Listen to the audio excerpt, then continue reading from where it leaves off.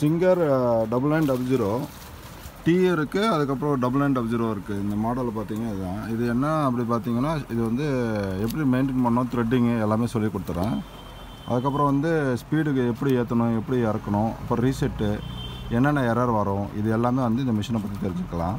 First வந்து இதில் LED light எங்கே இருக்குதுன்னு பார்த்தீங்கன்னா இது பாருங்கள். எல்இடி லைட்டு வந்து ஆப்ஷன்ஸ் வந்து இங்கே அப்சர்வேஷன் இங்கே வந்து ஒரு 2-3 டைம்ஸ் வந்து இது அழுத்துனீங்கன்னா ஆஃப் ஆன், இதுதான் இந்த மாதிரி சிஸ்டம். அதுக்கப்புறம் பார்த்தீங்கன்னா ஸ்விங் பண்ணும்போது நம்ம இப்படி தைக்கச்சே இப்போ நம்ம வந்து இது மிஷின் ரன்னிங்கில் இருக்க வச்சுக்கோங்க. மிஷின் ரன்னிங்கில் இருக்குது. வீலை வந்து ரொட்டேட் பண்ணாமல் இந்த நீடில் வந்து அப் டவுன் பண்ணுறதுக்கு இந்த பட்டன் கொடுத்துருக்குறாங்க. இந்த பட்டனை வந்து நீங்கள் அழுத்துனீங்கன்னா ஒவ்வொரு ஸ்டெப் வந்து மூவ்மெண்ட் இருக்கும். நெக்ஸ்ட்டு நம்ம பார்க்க போகிறது வந்து ஸ்டிச் லென்த்து. இது வந்து 5 இருக்கு இல்லையா, இதை சின்னது பண்ணோன்னா இப்படி இருக்குனிங்கன்னா டைட்டாக இருக்கும். அதே வந்து இந்த பட்டனை அழுத்திட்டு இப்படி திருக்குனிங்கன்னா ஈஸியாக இருக்கும். இது சின்ன தையல். இப்போ இது பெருசாக்குனிங்கன்னா இது பெரிய தையல். நெக்ஸ்ட்டு வந்து இது வந்து டென்ஷன். இது டென்ஷன் பார்த்திங்கன்னா ரொம்ப வெளியில் இருக்கு இல்லையா, இப்போ இங்கேருந்து சைட்லேருந்து பார்த்திங்கன்னா தெரியும். இது இவ்வளோ நல்லா லூஸில் வச்சுப்பேன். ஏன்னா நான் சிங்கிள் பீஸ் தைக்கும் போது நல்லா ஃப்ளாட்டாக இருக்கணும், அந்த மாதிரி ரெடி பண்ணி கொடுப்பேன் மிஷினு. அடுத்தது பார்த்திங்கன்னா இதில் பாபின் வைண்டர் வந்து பார்த்திங்கன்னா டாப்பில் இங்கே பாபின் சுற்றுறது. இந்த மாதிரி பாபின் எடுத்துகிட்டு இந்த மேலே வச்சு இந்த டெஸ்டான நூல் போட்டு சுற்ற போகிறோம். நெக்ஸ்ட்டு வந்து ஸ்பீடு சொல்லியிருக்கேன். ஸ்பீடு பார்த்திங்கன்னா இது இன்க்ரீஸ் ஏற்றிட்டு எவ்வளோ தேவையோ ஏற்றிட்டு நீங்கள் எஸ் அழுத்தினா போதும். இது வந்து எஸ் அழுத்திடுங்க. எஸ் அழுத்தினா சேவ் ஆகிடும். அதே வந்து நீங்கள் ரீசெட் பண்ணணும் அப்படின்னா மிஷின் ஆஃப் பண்ணணும். மிஷின் ஆஃப் பண்ணிவிட்டு இந்த 2 பட்டனை அழுத்து பிடிச்சிட்டு ஆன் பண்ணிங்கன்னா போதும். இது 2 பட்டனை ஃபுல்லாக ரீசெட் ஆகிடும். நம்ம எப்படி மொபைல் ரீசெட் பண்ணுறோமோ அதே மாதிரி இதுக்கு ஒரு ஆப்ஷன் இருக்குது. இதில் வர்றது வந்து என்னென்னு பார்த்தீங்கன்னா எரர் 7 இது எரர் 11 வந்துச்சுன்னா மிஷின் வீல் வந்து ஜாம் ஆகிடுச்சுன்னு அர்த்தம். அந்த மாதிரி ஜாம் ஆனால் என்ன பண்ணணும்னா இந்த வீலை வந்து பின்பக்கமாக ரொட்டேட் பண்ணிங்கன்னா ஓப்பன் ஆகிடும். எரர் 17 அப்படி வந்தால் அது வந்து அதுவும் ரீசெட் பண்ணால் சரியாயிடும். எரர் 14, 15 கண்டிப்பாக வந்து நீங்கள் மெக்கானிக்கை கூப்பிட்டு ரெடி பண்ணிக்கணும் மிஷினை. நெக்ஸ்ட்டு பார்த்தீங்கன்னா ஆயில் வந்து மிரர். இது ஆயில் மிரர். மிஷின் சாய்க்கிறேன். மிஷின் சாய்ச்சிட்டு பார்த்தோம் அப்படி பார்த்தீங்கன்னா ஆயில் வந்து ஹை லோ இதிலே கொடுத்துருக்குறாங்க. ஆயில் ஹை லோ அப்படி ஆகும்போது பார்த்தீங்கன்னா கண்ணாடி மாதிரி இருக்குது. ஒரு 3 மாதத்தில் ஃபஸ்ட்டு புது மிஷின் வாங்கும்போது 3 மாதத்துல இந்த ஆயில் மாற்றிடணும். அப்போ எல்லோ கலரில் ஆகிடும். இந்த மேக்னெட் மட்டும் என்ன பண்ணுவோம்னா மாதம் எடுத்து துடைக்கணும். இந்த மேக்னெட், இந்த ரவுண்டு மேக்னெட் இருக்கு இல்லையா, இந்த மேக்னெட் எடுத்துகிட்டு துடைச்சிட்டு போடுங்க. இது ஆயில் பம்பு, ரிட்டர்ன் போகிற பம்பு. ஷட்டிலுக்கு ஆயில் வரணும். இந்த இடத்துல பார்த்திங்கன்னா கண்டிப்பாக ஆயில் வரணும். ஆயில் வந்தால் இந்த ஷட்டில் நல்லாயிருக்கும். இந்த ஷட்டில் சொல்லுவாங்க. இந்த ஷட்டில் நல்லா இருக்கணும் அப்படின்னிங்கன்னா இந்த இடத்துல ஆயில் கொஞ்சம் வந்தால் நல்லாயிருக்கும். அதுக்கு வரத்துக்கு காரணம் மெயின் பார்த்திங்கன்னா இந்த பைப்பு, இந்த அலுமினியம் பைப் போது பார்த்திங்கன்னா இந்த அலுமினியம் பைப்பு. ஆயில் வரலைன்னா இந்த ஸ்க்ரூ வேணால் நீங்கள் கிளாக் வைஸில் 2 மரம் டைட் பண்ணிக்கலாம். இந்த த்ரெட்டு வந்து பார்த்திங்கன்னா இந்த 2 சாஃப்ட்டுக்கு போகிறது. ஓகே, இப்போ நான் த்ரெட்டு போட போகிறேன். ஸ்டாண்டு இது வச்சுங்க. நீங்களும் பார்த்தேன் க்ளோஸாக எடுத்துக்கோங்க. ஃபஸ்ட்டு என்ன பண்ணுறாங்கக்கா இது வரங்க எடுத்துகிட்டு இது உள்ளார போட்டுறேன். 2 த்ரெட் எது கொடுத்துருக்காங்கன்னா எக்ஸ்போர்ட்டு நிறைய நூல் தைக்கிற மாதிரி, அதாவது ஒரு 100 பீஸ் 150 பீஸ் கண்டினியூவாக தைக்கிற மாதிரி இருந்தால் நீங்கள் 2 பெரிய கோன் போட்டு தைச்சிக்கலாம்.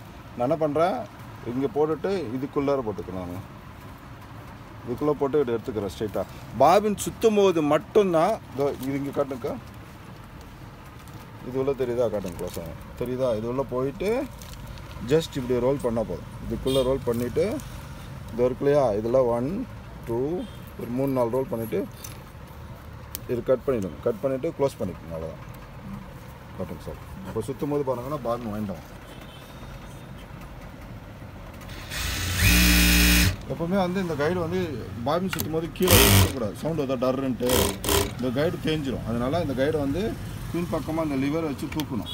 தூக்கிட்டிங்கன்னா இப்போ நீங்கள் பாபின் சுற்றும் போது சவுண்ட் வரும்.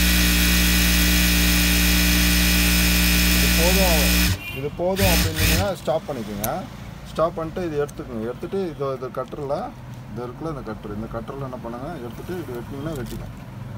ஓகேவா. இப்போ இது கேமரா வச்சுக்கோங்க. இப்போ நான் என்ன பண்ணுறேன்னா இந்த பாபினை எப்படி உள்ளே போட்டு நம்ம கரெக்டாக இருக்கா இல்லையா செக் பண்ணது. இது எடுத்துகிட்டு இதுக்குள்ளே போட்டுட்டு இப்படி வச்சிங்கன்னா கரெக்டாக அது நிற்கணும். நிற்குதா. இது பாபின் எப்படி போடணும் அப்படின்னு பார்த்தீங்கன்னா இந்த நீடில் வந்து மேலே இருக்கணுக்கா. இது அழுத்திங்கன்னா மேலே இருக்கணும். இப்போதைக்கு நான் என்ன பண்ணுறேன், மிஷின் சாய்ச்சி போடுறேன். ஆனால் நம்ம நிறைய ப்ராக்டிஸ் பண்ண என்ன பண்ணுவாங்கன்னா சரி இப்படியே திறந்து போடுறோங்க. இது எடுத்துகிட்டு ஓப்பன் பண்ணுறோம். சும்மா லேசாக ஓப்பன் பண்ணிவிட்டு இந்த பாபினோட இந்த ஓப்பன் தெரியுது பார்த்தீங்களா, இந்த இடத்துல இந்த ஓப்பன் வந்து மேலே இருக்கிற மாதிரி அப்படியே கீழே எடுத்துகிட்டு போகிறேன். இங்கே காட்டுங்க தெரியுதா. இந்த இடத்துல இங்கே வச்சுட்டு இது உள்ளே வச்சு அழுத்த சவுண்ட் வருவாங்க டக்குன்னு சவுண்ட் வந்ததா எடுக்கும் போது இந்த லீஃபை வந்து இப்படி ஓப்பன் பண்ணி இப்படி பிடிச்சி இழுத்திங்கன்னா வந்துடும். அப்படி போடும்போது சும்மா இப்படியே போட்டால் போதும். இப்படி எடுத்துகிட்டு டக்குன்னு சவுண்ட் வந்ததா. இப்போ இங்கே காட்டணும். இந்த நூல் நான் பண்ணுறேன் போட்டிருக்கு இல்லையா, இந்த நூலை இங்கே எடுத்துகிட்டு வந்து இங்கே கட் பண்ணி வச்சுக்கிறேன். பாபின் சுற்றுற நூல் இதோட இது வேலை முடிஞ்சுது. இப்போ அடுத்து நம்ம என்ன பண்ண போகிறோம்னா ஸ்விங் பண்ண போகிறோம். இது பாருங்கள், இந்த இடம் இருக்குல்ல, இங்கே போட்டுட்டு ஜஸ்ட் இங்கே ஒரு ரோல். ஓகேவா? 1 2 ரோல் போட்டோன்னா இங்கே காட்டுங்க. இதுதான் மெயின்.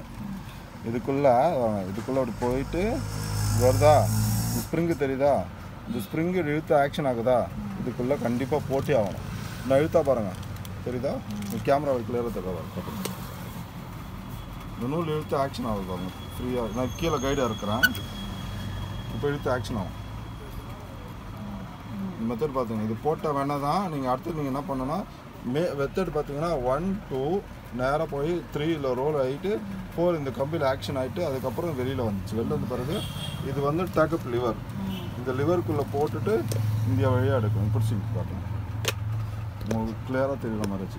இப்போ காட்டுங்க, கிட்ட காட்டுங்க. இந்த சந்துக்குள்ளே போடணும். ஓகேவா? சந்துக்குள்ளே போட்டுட்டு இங்கே போடணும். இந்த நூல் எடுத்து இங்கே மாட்டிக்க. இங்கே ஒரு லிவர் இருக்குது, அவ்வளோதான். போட்டோன்னா ரொம்ப கிரிட்டிக்கல்லாம் இருக்காது, ரொம்ப ஈஸி தான். இந்த கார்டு எதுக்கு கொடுத்துருக்காங்கன்னா ஊசி கையில் குத்தாமல் இருக்கிறதுக்கு. இது வேணாம் அப்படின்ட்டிங்கன்னா அது கைட்டிடலாம். ஊசி நான் கொஞ்சம் மேலே தூக்கிடுறேன், கையில் சுற்றி மேலே வீல் பேலன்ஸ் வீலை சுற்றி மேலே சுற்றிக்கலாம், எடுத்து தூக்கிக்கலாம். இந்த நூலை இப்போ நீங்கள் கீழேருந்து எடுக்கணும் இல்லையா, நான் பட்டன் எடுத்தேன். ஏன் எடுத்தேன் பார்த்தீங்கன்னா, இப்போ பட்டன் அழுத்தினா வேலை செய்யும். அதே படலை நீங்கள் வந்து இப்போ நான் பட்டன் அழுத்தும் போது எவ்வளோ வேணால் எடுத்துனா போயிட்டு வரும். ஓகேவா?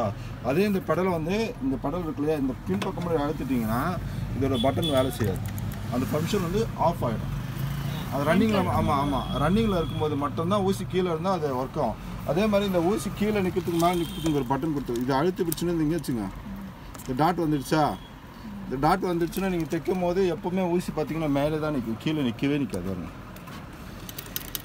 தெரியாக்கா, ஊசி பாருங்க, ஊசி பாருங்க மேலே நிற்குதா, ஆனால் பட்டன் வேலை செய்யும்.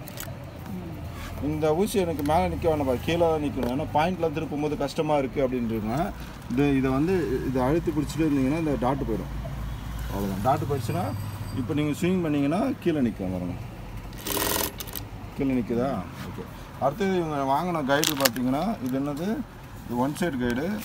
லெஃப்ட்டு ரைட்டு பைப்பிங் யூஸ் பண்ணிக்கலாம். த்ரெட் பைப்பிங் யூஸ் பண்ணிக்கலாம். அதுக்கப்புறம் ஜிப்பு இன்விசிபிள் ஜிப்பு அடிக்கிறதுக்கு யூஸ் பண்ணிக்கலாம். ரெண்டுமே யூஸ் பண்ணிக்கலாம். இன்விசிபிள் ஜிப்பு இது பார்த்தீங்கன்னா கேதரிங், இது தெரியுங்கக்கா. இது பார்த்தீங்கன்னா ரோல் டேம். இது வாங்கினாங்க, இது வந்து 250 ரூபாக்கா, 250 வாங்கியிருக்கிறாங்க. லெஃப்ட் ரைட் கைடு மொத்தம் 3 கைடு நம்ம போட்டு ட்ரையல் பார்த்துருக்கோம். இப்போ இந்த கைடை கைட்டிட்டு உங்களுக்கு ஃபஸ்ட்டு வந்து கேதரிங் பண்ணி காட்டுவா. கேதரிங் வந்து பண்ணி காட்டுறேன். இது தனியாக எடுத்து வச்சுக்கோங்க. ஓகே.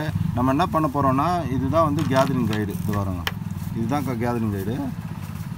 ஓகேவா? இந்த கேதரிங் கைடு வந்து என்னென்னா, இந்த ஸ்க்ரூ தெரியுதா பின்னாடி, இந்த ஸ்க்ரூ தெரியுதா, இந்த ஸ்க்ரூவை நீங்கள் டைட் பண்ணிங்கன்னா இது வரும். இந்த ஸ்க்ரூவை இது பிடிச்சிட்டு இது டைட் பண்ணிங்கன்னா ஷூ மாதிரி டைட் ஆகும். எவ்வளோ டைட் பண்ணிங்கன்னா டைட் பண்ணிங்க நல்லா. ஓகேவா? தையல் வந்து 5ல் வைக்கணும். ஸ்டிச் லென்த் வந்து நல்லா 5ல் வைக்கணும். அப்போ தான் நல்லா டைட் வச்சிடலாம். அப்போ தான் நிறைய கேதரிங் வரும்.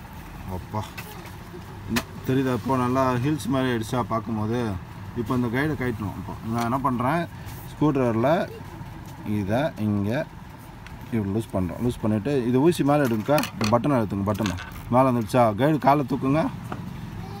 காலில் தூக்குங்க. ஒன்றும் இல்லை, அவ்வளோதான். தூக்கிட்டு மறுபடியும் கைடு காலில் தூக்குங்க. தூக்கிட்டு இந்த கைடை மாட்டிட்டு இன்னும் கீழே இருக்காதிங்க, தூக்கி விடுங்க. நல்லா டைட் பண்ணிடணும். ஓகே. இப்போது நீங்கள் என்ன பண்ணுங்கள், தையல் வந்து 5ல் வச்சுக்கோங்க. தையல் லென்த்து வந்து 5ல் வச்சுக்கணும். டென்ஷன் நிறைய கேதரிங் வேணும் அப்படின்ட்டிங்கன்னா இதை வந்து இந்த டென்ஷன் வந்து டைட் பண்ணிக்கணும். இல்லைங்க அது காமிச்சிடலாம். டாப் டென்ஷன் வந்து டைட் பண்ணுவோம். டைட் பண்ணுங்கள். போதும். இப்போ நீங்கள் வந்து ஸ்டிச் பண்ணலாம். ஒன்றும் இல்லை, நீங்கள் ஒரு நேராக இருக்கிற பீஸ் ஆகிட்டிங்களே, மடக்கலாம் வேணாம். சும்மா அப்படியே கைடு தூக்குங்க. கைடு சொல்லுங்க. பொறுங்க. தேங்க. அப்படியே ஓகே அதை காட்டுங்க. தெரியுதா? இதுதான் கேதரிங். இப்போ நீங்கள் என்ன பண்ணணும்னா இந்த லாஸ்ட் எண்டு மட்டும் ஒரே ஒரு டாக்கை மட்டும் அடிக்கணும். எப்படி அடிக்கணும் பார்த்தீங்கன்னா, நான் சொல்லும் போது படம் எடுத்துங்க, அழுத்துங்க. ஓகே, விட்டுருங்க. இப்போது இந்த பட்டனை அழுத்திட்டு கைடு தூக்குங்க, காலில் இழுத்திங்கன்னா ஃப்ரீயாக வரும். இப்போ பார்த்தீங்கன்னா நம்மளுக்கு கேதரிங் ரெடி ஆகிடுச்சு. இதுதான் கேதரிங். 9900 பண்ணியிருக்கோம். ஓகேவா? 9900 வந்து ரோல்டு ஹெம்ப் போட போகிறோம். இதில் வந்து யோக்குது. இது அளவு பார்த்தீங்கன்னா 1/4 இன்ச்சோட கம்மி. 32 mm ஃபேப்ரிக்கு வரது. ரெடி பார்த்தீங்கன்னா 1.8 mm. 32 mm ஃபேப்ரிக் உள்ள ரோல் ஆகும். ரெடி வந்து 1.8 mm. எப்படி இருக்குது பாருங்கள். இது எப்படி மாட்டணும் பார்த்தீங்கன்னா, இந்த கைடு தூக்கிட்டு ஸ்க்ரூவில் டைட் பண்ணுறதுக்காக போதும். இப்போ இந்த வெட்டு தெரியுதா உங்களுக்கு? இங்கே வெட்டு தெரியுதா? இந்த 2 நூல் எடுத்து அந்த வெட்டு வழியாக எடுத்துக்கணும். அங்கே இல்லை, அந்த பக்கம் வெட்டு அங்கே இல்லைக்கா. வெளில எடுங்க வெளில நீங்கள் சேர்க்கணும். இதை எடுத்துட்டு இந்த பக்கமாக இங்கே ஒரு வெட்டு இருக்குல்ல. இப்போ நீங்கள் புடைய உருட்டு அடிக்கிறீங்களா? இந்த வெட்டு பார்த்துருக்கீங்க. இந்த வழியாக வரணும். இந்த வெட்டு வழியாக வந்துச்சா? ஒரு புடைய உருட்டு சின்னதாக உருட்டு அடிக்கிறீங்களா? அந்த மாதிரி எடுத்துக்கணும். ஆமாம், குட்டியாக ரொம்ப குட்டியாக. அவ்வளோதான். அப்படி கீழே அடியில் விடுங்க. கைடு அடியில் விடுங்க. இன்னும் கொஞ்சம் கிட்ட போங்க. ஓகே, ஓகேவா? இப்போ நம்ம வேலை என்ன தெரியுமாக்கா? கொஞ்சம் தைங்க சொல்கிறேன். பொறுங்க. அப்படியே இருங்க. இப்போ நீங்கள் என்ன பண்ணணும்னா, இது பாருங்க, இப்படி இருக்குல்ல. நான் சொல்லும் போது நீங்கள் படல் மிதிங்கக்கா. அப்படியே இருங்க, மிதிங்க. ஓகே, மிதிங்க.